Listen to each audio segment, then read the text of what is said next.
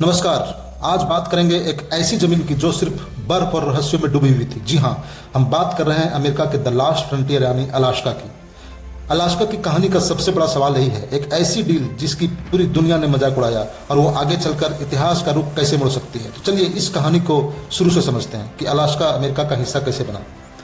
19वीं सदी की बात है, जब क्रीमिया वार में रूसी साम्राज्य की हार होने के बाद अलेक्जेंडर द्वितीय आर्थिक संकट से निपटने के लिए अलास्का के क्षेत्र को बेचने की संभावना पर विचार करने लगे थे। वैसे भी भविष्य में किसी युद्ध की स्थिति में अलास्का को यूनाइटेड किंगडम से बचा पाना मुश्किल होने वाला था।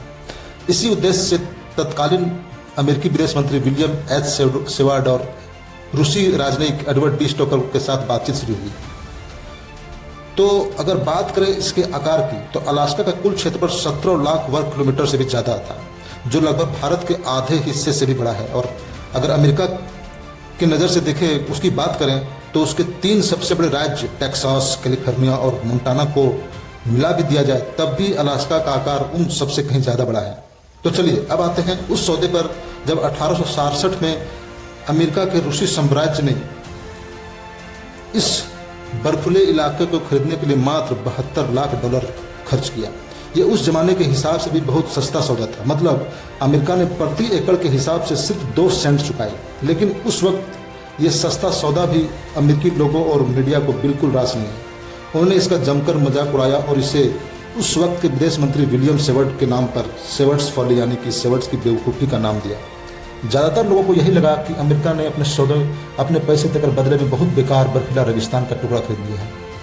कई दशकों तक सब शांत रहा।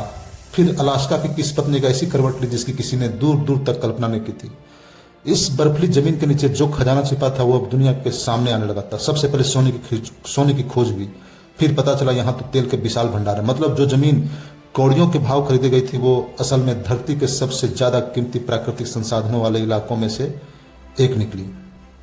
तो आज का अलास्का प्राकृतिक संसाधनों के साथ साथ कुदरती अजूबा भी है। यहाँ 1 लाख से ज्यादा ग्लेशियर हैं, 30 लाख से भी ज्यादा झीलें हैं और जंगली जानवरों का घर भी है। तो आखिर में जिस सौदे को कभी एक राष्ट्रीय शर्मिंदगी और भूल समझा गया, वही आगे चलकर अमेरिका के लिए बेशकीमती रणनीतिक और कुदरती संपत्ति बन गया।